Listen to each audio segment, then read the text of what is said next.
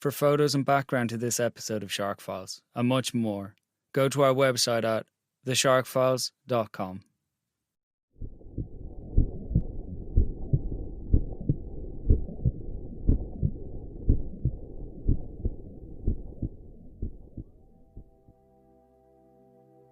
A YouTube video uploaded in August 2009 opens with a child sitting in transparent seawater, holding one hand out into the ripples. Soon a shape begins to move in the water. Then a mouth snaps in at the outstretched fingers. The reaction is one of surprise, but also joy. The sound of a playful squeal can be heard. This action is repeated as colourful fish flash in and out of shot, taking pieces of bread from the amused child. A home video, the handheld camera wobbles overhead. The swivelling fins, the sunlight, and the sultry background music create a hypnotic effect. Laughter greets each tiny peck from the hungry fish, rushing one after another into the sandy shallows, chasing the familiar promise of an easy snack. This scene, repeated on beaches and jetties all along the coastline, would form many families' happiest holiday memories. Images to cherish and replay wistfully for months and years to come. Yet what no one knew at the time was that this seemingly innocuous action would form part of a chain of events that would soon bring tragedy and death to the shores of Sharm El-Sheikh.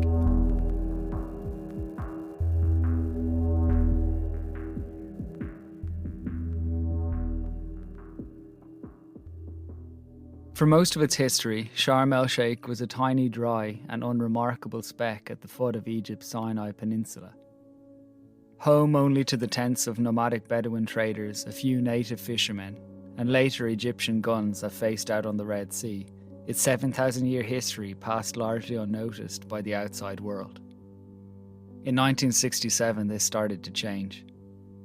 Sharm, as its name is usually shortened to, was captured by the Israeli forces in the Six-Day War. Soon renamed Ophira, under occupation a dramatic transformation got underway. In 1970, airports and a highway were completed, connecting the once isolated location to the rest of Israel's territory. Rapid construction projects built a new, modern city from the dusty ground up, with schools, police stations, banks, and most importantly, hotels.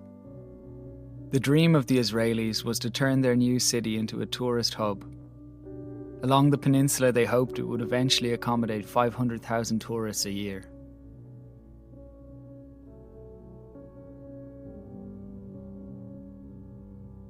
The main cause for such lofty ambitions was the truly magnificent gift of nature the area had been given.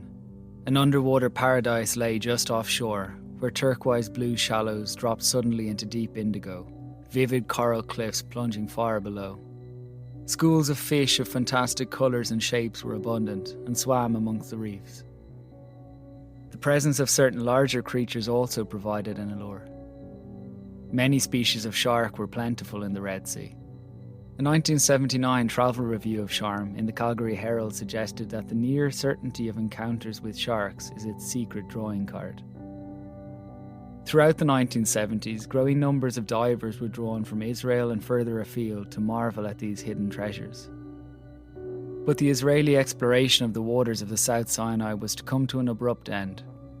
In 1982, a peace settlement was reached and Ophira became Sharm once more, the Israelis handing it back to Egypt. The government in Cairo needed no encouragement to carry on creating the vision the Israelis had begun. Over the following decades, Sharm El-Sheikh grew into a vital part of Egypt's economy. Day trips into the desert, a vibrant nightlife, white sand beaches, and of course the stunning coral and sea ensured it developed into one of the world's most attractive beach resort destinations. Then in 2005, a terrorist bombing left 88 people dead, threatening to ruin the city. Yet in time it managed to bounce back even stronger, a heavy increase in security encouraging the tourists to gradually return. By the end of that decade, in the land of the ancient pyramids, Sharm and its 100 seaside resorts was responsible for 66% of the country's tourism revenue. In 2010, up to 4 million tourists were expected to visit the resurgent city, and with plans for even more the following year. However, in spite of these hopes, a new threat was coming. one that would once again shake Sharm. And this time it wouldn't come from the land, but from the sea that sustained it.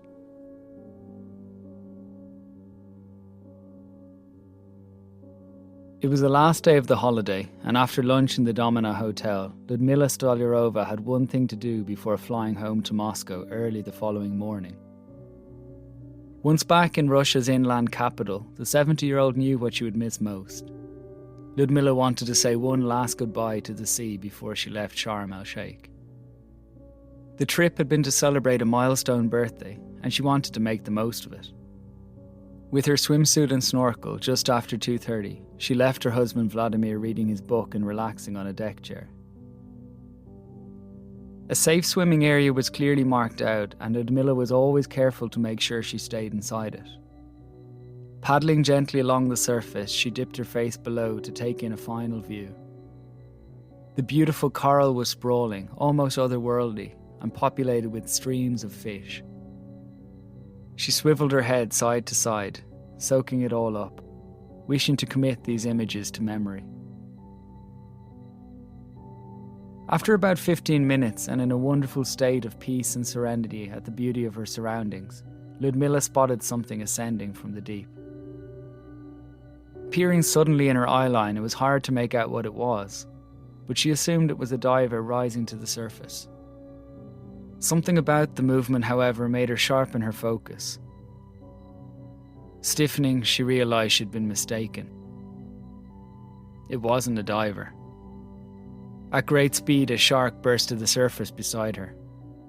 It moved in between the elderly snorkeler and the shore. In a state of agitation, it began swimming around Ludmila in sharp circles. Before she could even plan an escape or defence, the shark lunged at her.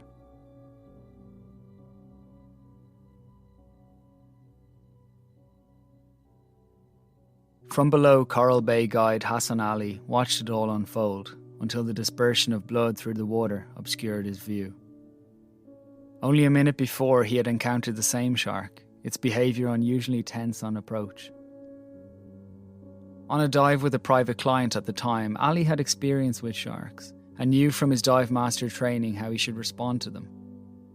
Most species base hierarchies strictly on size, and he knew that he needed to make himself as large as possible. Also because prey is often horizontal, assuming a forward-facing, vertical position can unnerve the predator. So puffing himself up and facing the shark upright, Hassan Ali expected to deter it, as he had done a number of times in the past. Yet this one seemed particularly emboldened, and it whipped around the pair of divers in circles. It was with relief they watched it turn away from them and shoot upwards. That feeling of relief didn't last long, however. Ali watched helplessly as the creature flew right up to the surface towards a lone woman snorkeling. Within moments, it launched a brutal attack on her. After ushering his client to the pontoon, Hassan Ali would be on the scene to offer first aid to Ludmila Stolyarova, who had been rescued by a motorboat that responded to her screams for help. Back on the beach, Vladimir Stolyarov was stirred from his reading. A woman he didn't know was beckoning him with urgency. Something terrible had happened to his wife. In a daze, unable to process the news, he followed until he was stopped in his tracks by a traumatic sight. On a sunbed, a group of people, including Hassan Ali, were carrying his wife to an ambulance, her right arm hanging limply, a mangled, bloody mess, and most of her left leg missing below the knee. What neither Ludmila, Victor, nor Hassan knew at the time was that this was not the first shark attack in Sharm El-Sheikh that afternoon. At 2:40 p.m, Olga Martsenko had been floating in aquatic bliss near a pontoon at the Maritime Resort on Coral Bay, only a few hundred metres away. The 48-year-old had had to wait almost 5 decades for it, but she was finally enjoying her first foreign holiday, accompanied by her daughter Yelena. Olga described herself as like a fish, never happier than when she could while away the hours in the sea until her fingers wrinkled up. After an idyllic afternoon in the bay, admiring the gleaming shoals of fish dancing amongst the reefs, Olga and Yelena were relaxing at the surface, taking a last dip before lunch. Olga's arms were outstretched, her flippers kicking gently to keep afloat. She smiled to herself as the sun bathed her face. Everything was perfect, until something brushed against her left hand. Unfamiliar rough skin. "Oh my God, what is it?" she exclaimed, turning towards Yelena. Tears had instantly begun to fill her eyes, unnerved by the sudden intrusion. Just as Olga tried to tell herself that it must have been a dolphin, the first bite snapped into her arm. Glancing rapidly to her left, she saw a fin, and then jaws that sank into the limb, shaking viciously and pulling her under. She knew enough by then to shout to her daughter, "Spasicha, akula," help, shark, when she sprang back up to the surface. Realising she was momentarily free, Olga kicked her swim fins as fast as she could on a 9-metre sprint to the pontoon. Before she could make it, the shark came back aggressively, biting repeatedly from behind as she swam. It was a race for survival. With each attack, Olga had the horrible feeling she would be eaten alive if she didn't get out. On the pontoon, some tourists had rushed over to the edge. They arrived just in time to pull Olga from the water, but not before a final bite could be inflicted. Lying face down and moaning on the jetty, the injuries incurred as Olga Martsenko fled were shocking to witness. Large chunks of flesh had been ripped out of her buttocks and lower back, so much so that the base of her spinal column was visible. Olga's left forearm had also been severed in the initial bite, and one long laceration ran down her thigh. A lack of cords or stretchers hampered attempts to help the injured lady. Beachside first aid assistants eventually arrived, completely unaccustomed to dealing with anything more than minor cuts and bumps. The patient was hoisted onto a sunbed and ferried to an ambulance that soon raced her to Mount Sinai Hospital to try save her life. Within minutes, her compatriot Lyudmila Stolyarova would be following in the back of another ambulance, her life also hanging in the balance. On arrival, the situation was dismal, for Olga in particular, having suffered a heart attack en route. Although revived by medics, she was in a state of shock, barely conscious and in need of blood donation, requiring 6 litres.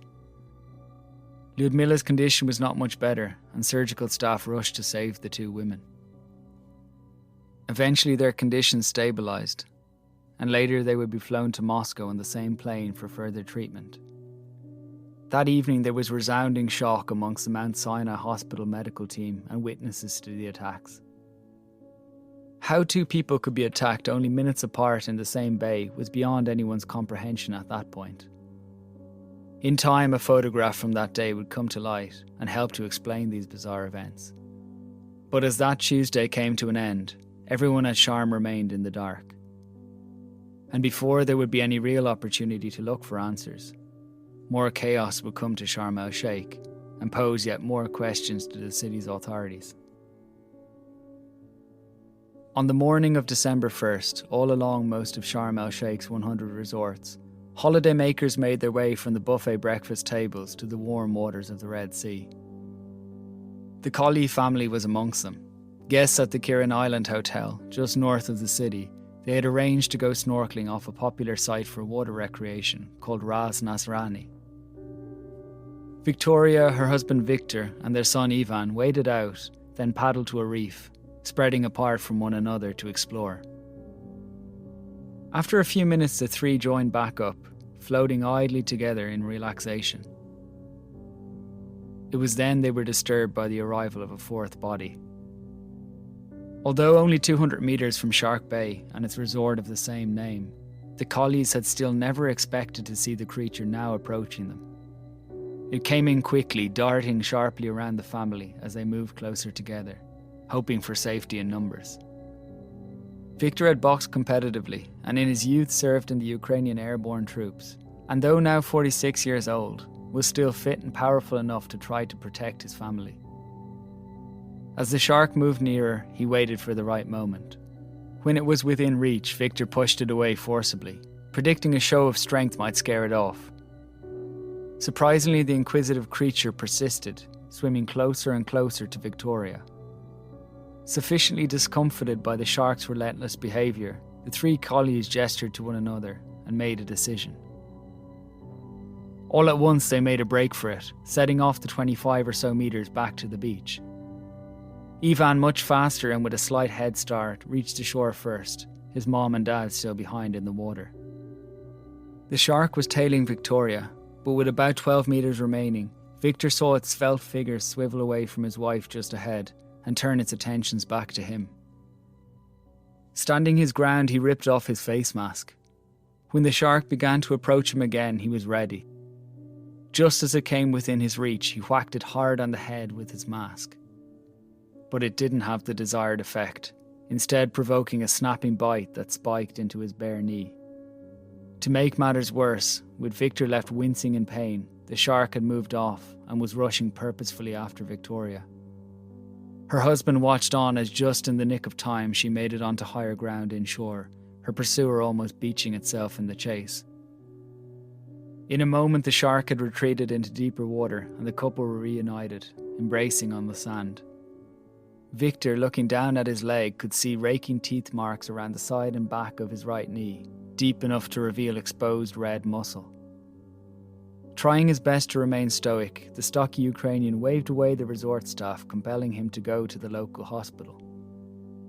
As his bite was being treated and deeply unsettled bystanders looked on, dramatic news began to arrive. Victor Collier soon realised he would not have received priority place in an ambulance, even if he'd wanted one.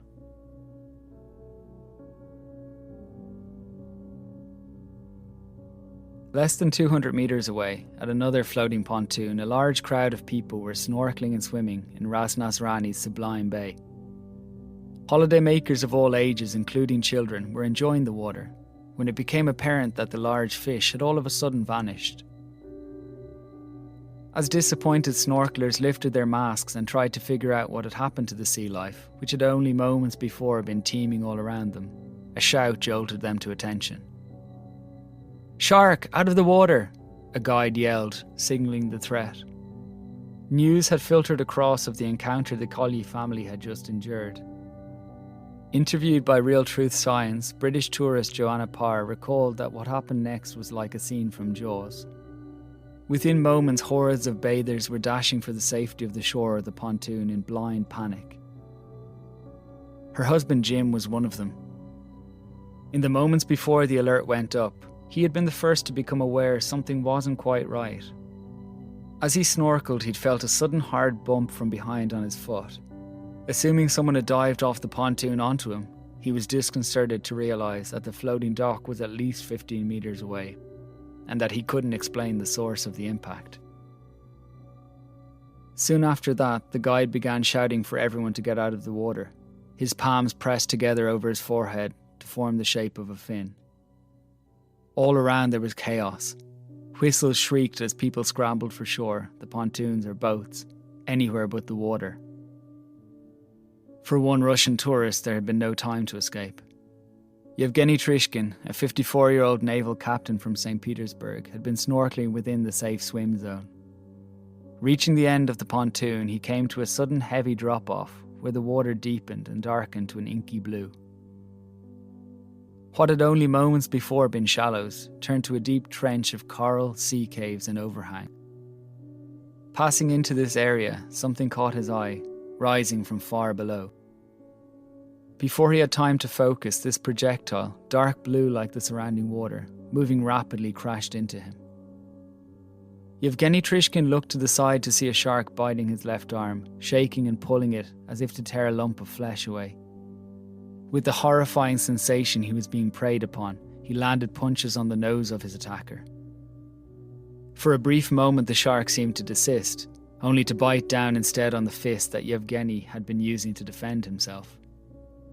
Though in good shape for his age, the naval captain was only 1.60 meters tall, and the powerful animal was much larger, certainly well over 2 meters. It was a fight Yevgeny couldn't win. He felt himself losing consciousness as his vision became filled with white light. The inflatable rim of a boat came into his vision. A Zodiac had seen his distress and motored over to save him. On board, Ahmed, a resort lifesaver, reached down and, carefully avoiding the bloodied extremities, hauled the victim from the sea under his armpits. He was just in time as a triangular fin broke the surface, from right where Yevgeny had been lifted. They zipped back to the pontoon while the victim's damaged limbs were wrapped in towels to staunch the blood flow. Once disembarked, a group lifted him hurriedly down the pontoon and past a crowd of stunned onlookers to a waiting ambulance. Hours later, with the beaches deserted, a trail of blood marking their path would be left behind, staining the plastic floor and providing unmistakable evidence that there was a shark problem at Sharm El-Sheikh.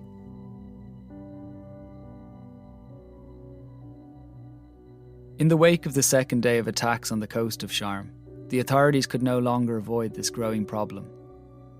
Within hours, the Red Sea resort city had landed at the centre of a deluge of unwanted international news coverage, a nightmare for the reputation of a recovering tourist trade.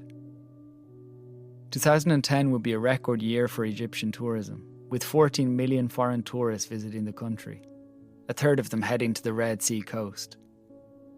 According to Minister Zohair Garana, the industry brought in $12 million a year and accounted for 12% of national employment.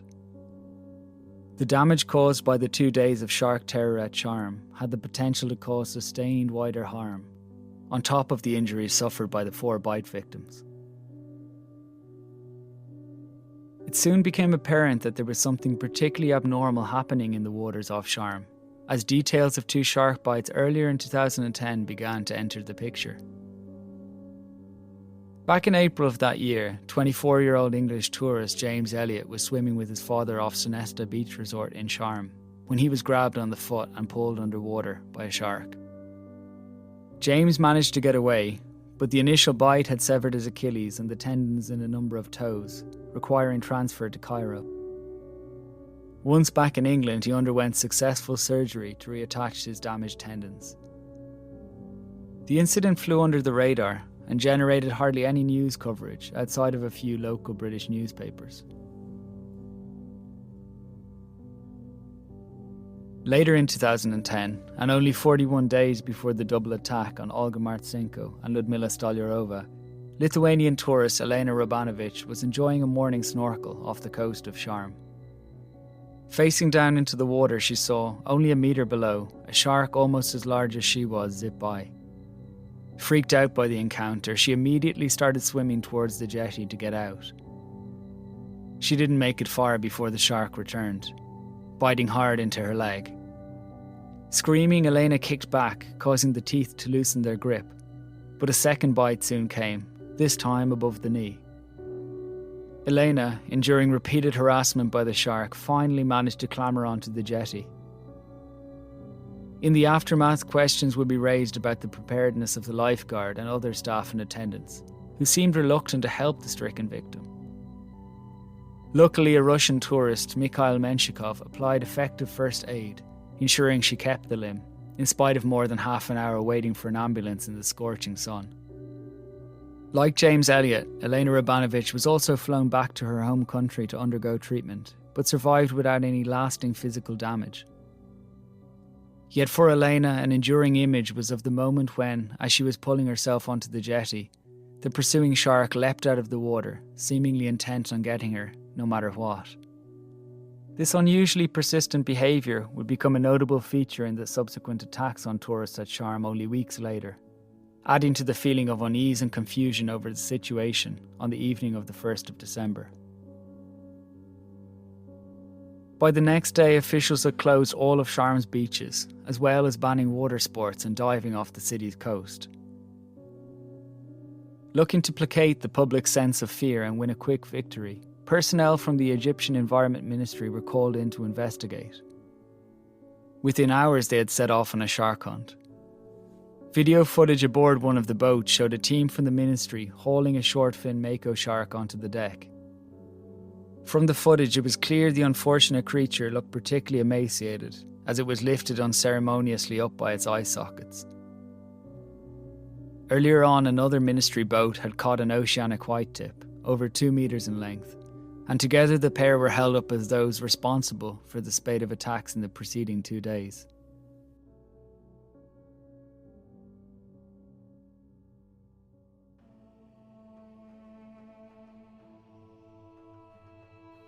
On the following day, a Friday, up to 40 diving instructors were employed in reconnaissance dives along the coast, and not a single shark was spotted. Feeling confident that the shark problem had been solved, the beaches were reopened on Saturday, the 4th of December, just in time for a busy weekend.